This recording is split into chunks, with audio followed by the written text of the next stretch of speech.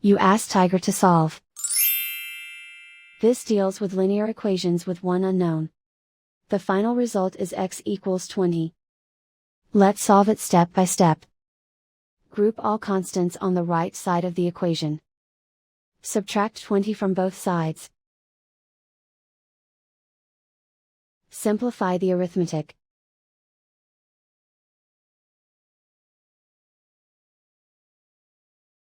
Isolate the x.